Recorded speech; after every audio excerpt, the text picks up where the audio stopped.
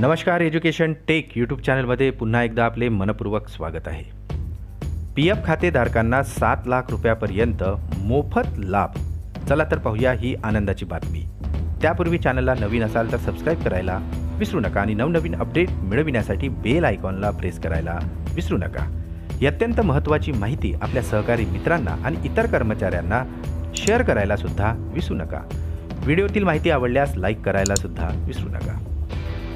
जर तुम्ही नोकरी करत असाल आणि पी.एफ. खातेधारक असाल तर ही बातमी तुमच्या फायद्याची आहे, ज्या अंतर्गत आता 7 लाख रुपयापर्यंतची रक्कम तुम्हाला मिळणार आहे। जर तुम्ही पी.एफ. खातेधारक असाल तर तुम्हाला एम्प्लॉई डिपॉझिट लिंक्ड इन्शुरन्स योजनेबद्दल माहिती असणे आवश्यक आहे। EDLI योजना ही EPFO द्वारे चालवली जाणारी एक विमा योजना आहे, जी पी.एफ. खातेधारकांसाठी उपलब्ध आहे। जर एखाद्या EPFO सदस्याचा नोकरीवर असताना मृत्यू झाला तर त्याच्या कुटुंबाला EPFOच्या EDLI योजनेअंतर्गत आता 7 लाख रुपयापर्यंतची मदत रक्कम मिळणार आहे। काही कारणास्तव EPFO सदस्याचा मृत्यू झाल्यास त्याच्या कुटुंबाला आर्थिक मदत करण्याच्या उद्देशाने याची सुरुवात करण्यात आली होती। हे विमा संरक्षण कर्मचाऱ्यांना पूर्णपणे मोफत दिले जाते, त्यासाठी त्यांना वेगळे योगदान द्यावे लागत नाही। या योजनेसाठी कंपनी योगदान देते। EDLI योजनेचे फायदे काय? चला तर पाहूया।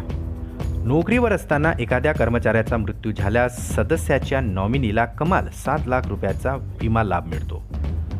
जर मृत सदस्य त्यांच्या मृत्यूपूर्वी 12 महिने सतत काम करत असेल तर किमान नामांकित व्यक्तीला 2.5 लाख रुपयापर्यंतचा विमा लाभ मिळेल।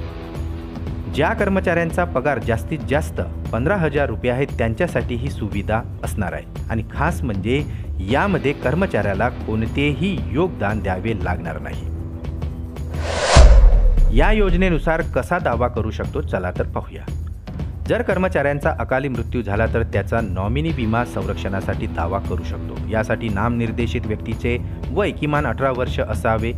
यापेक्षा कमी असल्यास पालक त्याच्या वतीने दावा करू शकतो। दावा करताना मृत्यू प्रमाणपत्र, उत्तराधिकारी प्रमाणपत्र यासारखी कागदपत्रे असणे आवश्यक आहे।